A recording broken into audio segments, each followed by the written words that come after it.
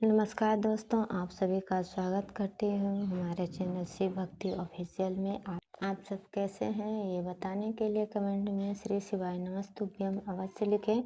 तो इस वीडियो में जानेंगे पशुपति व्रत कब करना चाहिए, पशुपति व्रत को कितने सोमवार करना चाहिए, पशुपति व्रत की पूजा की सामग्री, पशुपति व्रत की पूजा की सामग्री क्या है, पशुपति व्रत के नियम, पशुपति व्रत की विधि, पशुपति व्रत की शाम की पूजा विधि, पशुपति व्रत की उद्यापन विधि, 5वें सोमवार की पूजा विधि। तो ये सब इस वीडियो में जानेंगे, तो वीडियो में पूरी बने रहिएगा और पूरी ध्यान से आप समझिएगा। अगर हमारी वीडियो आप सभी को पसंद आती है तो हमारे चैनल को आप सब्सक्राइब ज़रूर कर लीजिएगा और लाइक ज़रूर कीजिएगा। तो चलिए शुरू करते हैं। तो चलिए सबसे पहले जान लेते हैं कि पशुपति व्रत कब करना चाहिए। पशुपति व्रत को शुरू करने के लिए किसी विशेष महीने का या किसी शुभ मुहूर्त का चयन करना आवश्यक होता है क्या? नहीं, इसमें पशुपति व्रत करने का कोई शुभ मुहूर्त का चयन नहीं करना होता है। ये व्रत केवल सोमवार के ही दिन से ही रखा जाता है। आप इस व्रत को वर्ष के किसी भी महीने के सोमवार से शुरू कर सकते हैं। पशुपति व्रत को कितने सोमवार करना चाहिए? तो पशुपति व्रत को लगातार 5 सोमवार रखने का विधान है। 5वें सोमवार को इस व्रत का उद्यापन किया जाता है। एक पशुपति व्रत को पूर्ण करने के बाद अगर आप दोबारा इस व्रत को धारण करना चाहते हैं तो 1-2 सोमवार छोड़कर व्रत को पुनः शुरू कर सकते हैं। तो पशुपति व्रत की पूजा की सामग्री क्या होती है? तो पशुपति व्रत भगवान शिव को प्रसन्न के लिए किया जाने वाला व्रत है। अतः इस व्रत में वो सामग्री ही प्रयोग में लाते हैं जिसे हम शिवलिंग पे अर्पित करते हैं और भगवान भोलेनाथ को हम खुश रख सकते हैं। जो भगवान भोलेनाथ को अति प्रिय है वो सब हम समर्पित करते हैं। बस इतना ध्यान रखें कि जिस भी सामग्री से आप पूजन का किया है, थाल में बचे हुए उन्हीं सामग्री से ही शाम के पूजा करने का विधान है। हम यहाँ आपको पशुपति व्रत की पूजा की सामग्री की जो आसानी से आप सभी के पास उपलब्ध हो उसी का प्रयोग करें। ये ज़रूरी नहीं है कि जो भी सामग्री हम बता रहे हैं वही सामग्री जरूरी है। जो आप लोग के पास सुलभ हो, उपलब्ध हो, वही सामग्री चढ़ा सकते हैं। तो इसमें सामग्री है, पीला चंदन ले सकते हैं, लाल अथवा सफ़ेद चंदन ले सकते हैं, पुष्प, रोली, कलावा, गुलाल, अबीर, भांग, धतूरा, भस्म, अक्षत, बेलपत्र, समीपत्र, धूप, दूध, दही, शहद और शक्कर से निर्मित पंचामृत, 1 लोटा जल। शाम की पूजा के लिए 6 दीपक और भगवान शिव को भोग लगाने के लिए घर में बना हुआ कुछ मीठा प्रसाद या तो बाजार से भी आप खरीद कर ला सकते हैं। मीठा के लिए जैसे लड्डू हुआ, पेड़ा हुआ, ये सब मिश्री हुआ, ये सब का भी हम प्रसाद का हम भोग लगा सकते हैं। पशुपति व्रत के नियम क्या है? तो पशुपति व्रत के नियम जिसे जान लेना आवश्यक है। इन नियमों की अनदेखी नहीं करना है। तो चलिए सबसे पहले ये जानते हैं कि पशुपति व्रत के नियम क्या है। पशुपति व्रत नाथ का व्रत लगातार 5 सोमवार तक करने का विधान बताया गया है। पशुपति व्रत की पूजन शिव मंदिर में ही करना अनिवार्य होता है, जरूरी होता है। तीसरी सबसे ज़रूरी बात यह है कि पशुपति व्रत के पहले सोमवार की पूजा आपने जिस भी शिव मंदिर में की है उसी शिव मंदिर में 5 सोमवार की पूजा अनिवार्य है और ज़रूरी है। अर्थात अपने पूरे पशुपति व्रत की पूजा एक ही शिव मंदिर में करें।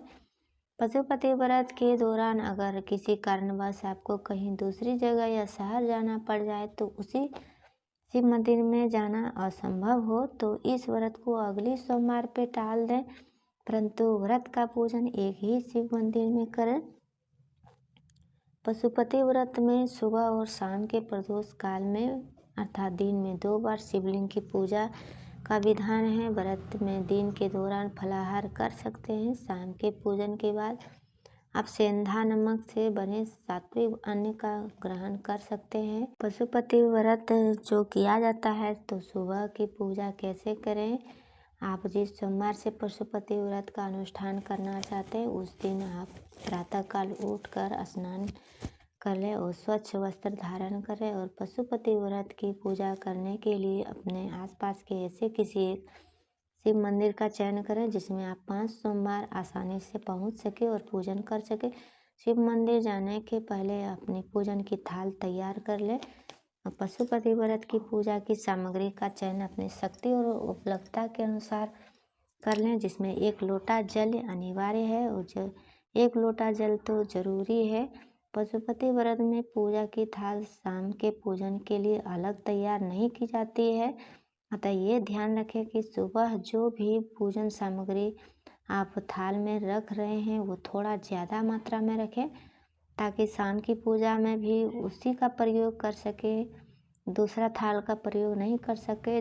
जो सुबह के जो टाइम में आप थाल सजाते हैं उसमें से आप अधिक थोड़ा शाम वाला भी उसी में ऐड करके आप थाल को लगाएं, दूसरी का उपयोग ना करें। शाम के पूजन में उसी का उपयोग किया जाता है। आप जब शिव मंदिर में जाएं तो श्रद्धापूर्वक सबसे पहले आप मंदिर को स्वच्छ कर लें और अच्छा से बढ़िया से साफ सफाई कर लें। उसके बाद श्रद्धापूर्वक आप शिवलिंग का पंचामृत या सादे जल से भी अभिषेक करें। तत्पश्चात शिवलिंग पे पुष्प, बेलपत्र और पूजन की अन्य सामग्री अर्पित करें और श्री शिवाय नमस्तुभ्यं का जाप करते हुए भोलेनाथ को धूप दिखाएं। अब वापस अपने घर आ जाएं। पशुपति व्रत की जो शाम की पूजा की विधि है, दिन की दूसरी पूजा शाम प्रदोष काल में ही करने का नियम है। शाम की पूजा में ये ध्यान रखना जरूरी है कि पूजन की थाल और सामग्री सुबह वाली ही हो। जो सुबह में आप ले गए थे थाल, वही थाल रहे और जो पूजन सामग्री था सुबह में थाल में जो सजाए थे वही हो। दोबारा थाल को मत सजाना है। सुबह पूजन के बाद जो सामग्री बची है उसी से शिव जी का पूजन का विधान है, पूजन किया जाता है। शाम की पूजा के लिए थाल में 1 लोटा जल, 6 दिए तथा भोग लगाने के लिए कोई मीठा प्रसाद जैसे हलवा, चावल या साबूदाने खीर, मालपुआ, लड्डू या बर्फी इत्यादि रख लें। कोई भी मीठा चीज़ रख लें। पशुपति व्रत के प्रसाद को आप घर में तैयार करें और ये ध्यान रखें कि पूरा प्रसाद को मंदिर ले जाना है। आपने घर में प्रसाद का जरा सा भाग भी नहीं छोड़ना है। जो भी भगवान भोलेनाथ के लिए आप जो प्रसाद बना रहे हैं वो थोड़ा सा भी घर में नहीं रखना है। पूरी प्रसाद आपको घर से ले जाना है। प्रसाद के साथ 3 पेपर प्लेट भी रख लें। आप शिव मंदिर आकर सर्वप्रथम शिवलिंग पर जल समर्पित करें। अगर मंदिर में शाम के समय जल अभिषेक करने की मना है तो फूल से जल का छींटा लगा दें। तत्पश्चात शिव जी का शेष बचे सामग्रियों से श्रृंगार करें। थाल में जो लाए 6 दिए हैं, घी के दिए को शिवलिंग के सामने रखें और अपनी मनोकामना बाबा को कहते हुए बारी बारी से दिए को प्रज्वलित करते जाएं और 5 दिए को प्रज्वलित करें और 6ठे दिए को बिना जलाए वापस थाल में रख लें। तत्पश्चात थाल में लाए गए पूरा प्रसाद को शिवलिंग के समक्ष रखें और अब इस प्रसाद को 3 बराबर हिस्से में बांट दें।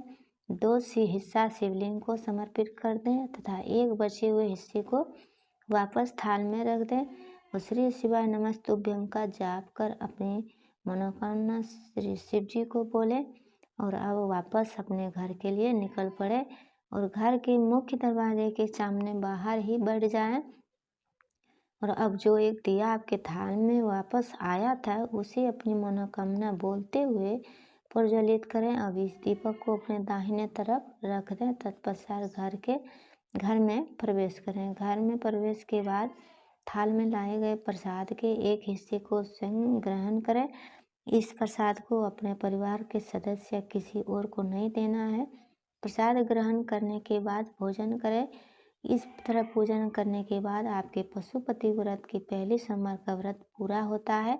ठीक इसी तरह से आपको 4 सोमवार पूजन करनी है। 5वें सोमवार को सुबह की पूजा तो वैसे ही करनी है, परंतु शाम की पूजा थोड़ी सी अलग होती है, क्योंकि पशुपति व्रत की 5वें सोमवार की पूजा उद्यापन की पूजा होती है। तो चलिए यह भी हम जान लेते हैं 5वें सोमवार की पूजन विधि अर्थात पशुपति व्रत की उद्यापन विधि। तो पशुपति व्रत की उद्यापन विधि पंडित प्रदीप मिश्रा जी कहते हैं कि शिव महापुराण के माध्यम से पशुपति व्रत का उद्यापन विधि भी बताई गई है। पंडित प्रदीप मिश्रा के अनुसार पशुपति व्रत का 5वां सोमवार ही व्रत के उद्यापन का भी दिन होता है। 5वें सोमवार को सुबह की पूजा उसी तरह से होगी जैसा आपने बाकी सभी सोमवार को की थी, परंतु शाम की पूजा में 2-3 बातों का विशेष ध्यान रखना होता है। 5वें सोमवार के लिए पूजा की अतिरिक्त सामग्री जरूरी सामग्री एक पानी वाले श्रीफल जैसे नारियल शिव जी को समर्पित करने के लिए एक ही तरह की 108 पुष्प या पुष्प की 108 पंखुड़ियाँ भी ले सकते हैं, 108 बिलपत्र भी, या तो 108 अक्षत या मखाने कुछ भी 108 ले सकते हैं। उसके बाद कलावा 5वें सोमवार की पूजा विधि शाम के पूजन के लिए जो नारियल आपने बाजार से लाया है उस पर मूली या कलावा को 5 से 7 बार लपेट दें। अब अपनी सुबह की थाल में उस श्रीफल को रख लें। साथ ही साथ शिव जी को भी 108 वस्तुएं समर्पित करनी है और उसे भी अपने साथ मंदिर ले जाएं।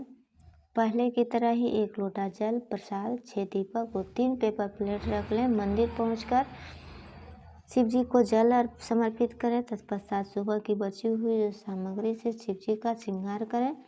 अब घर से लाए गए प्रसाद पूरे प्रसाद को शिवलिंग के समक्ष रखें। उसके 3 बराबर हिस्से 2 हिस्सा वहीं छोड़ दें तथा 1 हिस्सा वापस थाल में रख लें। तत्पश्चात थाल में लाए गए 6 दियों को नीचे रखें। अपनी मनोकामना बोलते हुए 5 दीपक प्रज्वलित करें और 6वें दीपक को बिना जलाए वापस थाल में रख लें। अब लाए गए 108 सामग्री को एक एक करके श्री शिव जी को समर्पित करें और मन ही मन श्री शिवाय नमस्तुभ्यम का भी जाप करते रहें। जब 108 सामग्री शिव जी को समर्पित कर लें तो लाए गए नारियल को शिव जी को स्पर्श कराकर नीचे रख दें। ध्यान रहे नारियल को शिवलिंग की जलाधारी पे मत रखें। नारियल चढ़ाते समय उसके ऊपर 11 रुपये भी दक्षिणा के स्वरूप में रख दें और शिव जी को नमन कर अपने घर लौट आएं। घर के मुख्य दरवाजे के सामने बैठकर मनोकामना बोलते हुए थाल में बचे उस एक दीपक को जलाएं, तब उसे अपनी दाहिनी तरफ रख दें। अब घर में प्रवेश करें। प्रवेश करने के बाद भोजन करने के पहले उस प्रसाद को ग्रहण करना जरूरी होता है। इस तरह आपका पशुपति व्रत पूर्ण होता है। महिलाएं मासिक धर्म में पशुपति व्रत कैसे करें, तो कई महिलाओं के मन में प्रश्न जरूर उठा होगा कि अगर पशुपति व्रत शुरू कर लिया हो और किसी सोमवार के दिन अगर मासिक धर्म अर्थात पीरियड आ जाए तो इस स्थिति में क्या करना है, व्रत मान्य होगा या नहीं, क्या वो खंडित हो जाएगा। तो पंडित प्रदीप मिश्रा के अनुसार अगर बताते हैं कि पशुपति व्रत के बीच में मासिक धर्म आ जाए तो इस स्थिति में आप पूरे दिन व्रत का पालन करना अनिवार्य है, अर्थात पूरे दिन फलाहार करें और रात्रि में सात्विक भोजन करें, परंतु इस दिन शिव जी का पूजन मत करें। इस दिन का व्रत जो है 5 सोमवार के व्रत की गिनती में मान्य नहीं होगा। इस दिन के व्रत को अगले सोमवार के लिए टाल दें। इस तरह से आप तो ये पशुपति व्रत संपूर्ण नियम आप सभी को कैसा लगा तो आप कमेंट में ज़रूर बताइए। पसंद आया तो छोटी सी विनती है, चैनल को सब्सक्राइब ज़रूर कर लीजिएगा।